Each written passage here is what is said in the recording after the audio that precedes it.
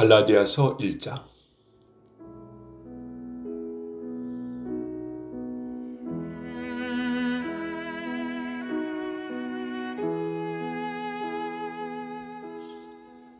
사람들이 뽑은 것도 아니요 사람들이 보낸 것도 아니요 예수 그리스도와 그분을 죽은 사람 가운데서 살리신 하나님 아버지께서 사도로 삼으셔서 사도가 된 나 바울이 나와 함께 있는 모든 형제들과 함께 갈라디아에 있는 여러 교회에 이 편지를 씁니다.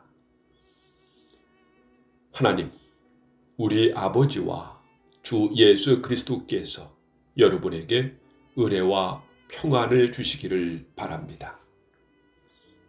예수님께서는 하나님 우리 아버지의 뜻을 따라 이 악한 세상에서 우리를 건지시고 우리 죄를 씻기 위해 자기 몸을 바치셨습니다. 하나님께 영원토록 영광이 있기를 빕니다. 아멘. 하나님께서 그리스도의 은혜로 여러분을 부르셨는데 여러분이 이렇게 빨리 다른 복음을 믿는다고 하니 놀라지 않을 수 없습니다. 실제로 다른 복음은 없습니다. 그러나 어떤 사람들이 여러분을 혼란스럽게 하여 그리스도의 복음을 바꾸려 하고 있습니다. 우리는 여러분에게 복음을 전했습니다. 그러므로 우리든지 하늘에서 온 천사든지 우리가 전한 복음이 아닌 다른 것을 전한다면 그는 저주를 받아 마땅합니다. 내가 전에도 말했지만 이제 다시 말합니다. 여러분이 이미 받은 복음 외에 다른 것을 전하는 사람이 있다면 그는 저주를 받아야 합니다. 내가 사람의 마음에 들게 하려는 것처럼 보입니까? 그렇지 않습니다. 나는 오직 하나님의 마음을 기쁘시게 하려는 것뿐입니다. 내가 사람을 기쁘게 하려고 한다면 나는 그리스도의 종이라고 할 수 없습니다. 형제들이여, 내가 여러분에게 전한 복음은 사람들에게서 나온 것이 아니라는 것을 알기 바랍니다. 그것은 내가 사람에게서 얻은 것도 아니고 사람에게서 배운 것도 아닙니다. 그것은 예수 그리스도께서 내게 보여주신 것입니다. 여러분은 내가 어떻게 살아왔는가를 들었을 것입니다. 나는 유대교에 속한 사람이었습니다. 나는 하나님의 교회를 몹시 박해했을 뿐만 아니라 아예 없애버리려고까지 계획했습니다. 나는 나와 나이가 비슷한 다른 유대인들보다 더 열심히 유대교를 믿었습니다. 또한 그 누구보다도 조상들의 전통을 지키는데 열심이었습니다. 그러나 내가 태어나기 전부터 하나님께서는 나를 따로 세우셔서 은혜로 나를 부르셨습니다. 그래서 나에게 하나님의 아들에 관한 복음을 이방인에게 전하게 하시려고 하나님께서 그 아들을 내게 보이셨습니다. 하나님께서 나를 부르셨을 때 나는 어떤 혈육을 통해서도 가르침이나 도움을 받지 않았습니다. 나보다 먼저 사도가 된 사람들을 만나기 위해 예루살렘으로 올라가지도 않았습니다. 오히려 나는 곧바로 아라비아로 갔다가 다마스커스로 뒤돌아갔습니다. 3년 뒤에 나는 베드로를 만나려고 예루살렘으로 가서 그와 보름 동안을 함께 지냈습니다. 그리고 주님의 동생 야고보 외에는 그 어떤 다른 사도도 만나지 않았습니다. 내 말이 거짓이 아니라는 것은 하나님께서도 아십니다. 그 후에 나는 시리아와 길리기아 지방으로 갔습니다. 유대인에 있는 그리스도의 교회들은 나를 한 번도 만나지 못했습니다. 다만 나에 대해서 한때 우리를 박해했던 이 사람이 지금은 박해하던 그 믿음을 전하고 있다는 말만 들었을 뿐입니다. 그래서 이 성도들은 나로 인해서 하나님께 찬양했습니다.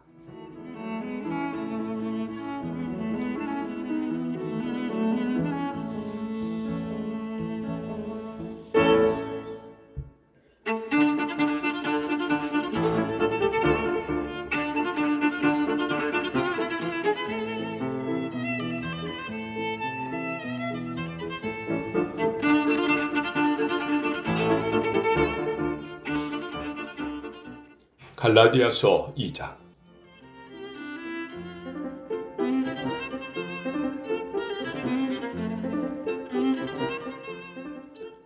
(14년이) 지나서 나는 다시 예루살렘으로 갔습니다. 이번에는 바나바와 디도를 데리고 갔습니다.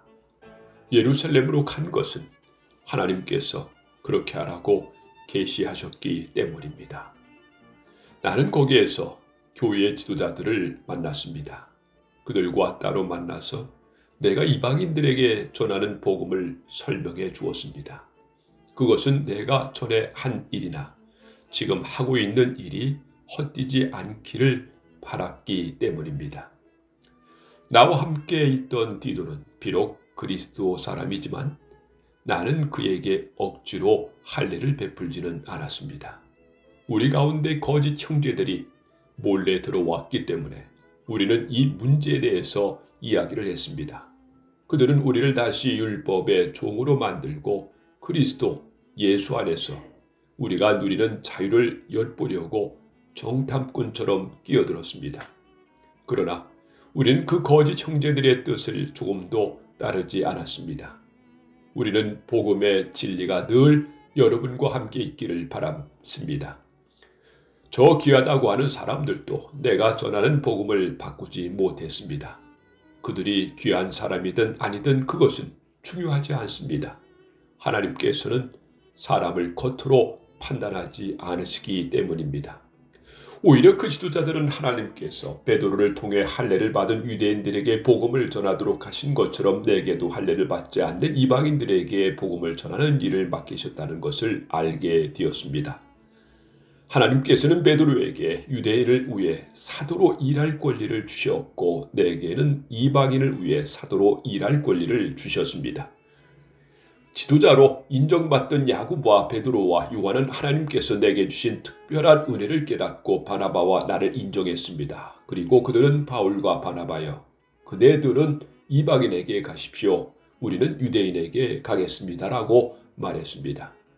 그들은 우리에게 한 가지 곧 가난한 사람들을 기억해달라고 부탁했는데 그것은 사실 내가 힘써 오던 일입니다. 베드로가 안디옥에 왔을 때 그가 잘못한 일이 있어서 내가 그를 대면해서 나무랐습니다. 베드로가 안디옥에 와서 이방인들과 함께 먹고 있는데 야고보가 보낸 유대인들이 오자 먹는 것을 그만두고 그 자리에서 물러갔습니다. 그는 할례를 받은 유대인들을 두려워했던 것입니다. 이처럼 베드로는 거짓된 행동을 했고 다른 유대인 성도들도 거짓된 행동을 했습니다. 심지어 바나바조차 그들의 거짓된 행동에 유혹을 받았습니다. 나는 그들이 복음의 진리를 따르지 않는 것을 보고 모든 사람 앞에서 베드로를 향해 베드로여 당신은 유대인이면서도 유대인처럼 살지 않고 이방인처럼 살면서 어찌하여 이방인들에게 유대인처럼 살라고 합니까? 하고 말했습니다. 우리는 이방인 곧 죄인이 아니라 유대인으로 태어났습니다. 하지만 우린 율법을 따른다고 해서 의롭다함을 받은 것이 아니라 예수 그리스도를 믿음으로 의롭다함을 얻는 것을 압니다. 그래서 우리는 의롭다함을 얻으려고 그리스도 예수를 믿었습니다. 우리가 의롭다함을 얻는 것은 그리스도를 믿었기 때문이지 율법을 지켰기 때문에 아닙니다. 율법으로는 어느 누구도 의롭다함을 얻을 수가 없습니다. 우리 유대인은 의롭다함을 얻으려고 그리스도께서 나왔습니다. 그리하여 우리가 죄인이라는 것이 밝히 드러났습니다. 그렇다고 해서 그리스도께서 우리를 죄인으로 만드시는 것입니까? 그럴 수 없습니다. 내가 이미 헐어버린 그것을 다시 가르친다면 그것은 틀림없이 내가 죄를 짓는 것입니다. 나는 율법을 위해 사는 것을 그만두었습니다. 나는 율법에 의해 죽었습니다. 내가 율법을 향해 죽은 것은 하나님을 향해 살기 위한 것입니다. 나는 그리스도와 함께 십자가에 죽었습니다. 이제는 내가 사는 것이 아니라 내 안에 계신 그리스도께서 사시는 것입니다. 내가 지금 내 몸 안에 사는 것은 나를 사랑하셔서 나를 구하시려고 자기 몸을 바치신 하나님의 아들을 믿는 믿음으로 사는 것입니다. 나는 하나님의 은혜를 헛되게 하지 않았습니다. 율법으로 의롭다함을 얻을 수 있다면 그리스도께서도 죽지 않으셨을 것입니다.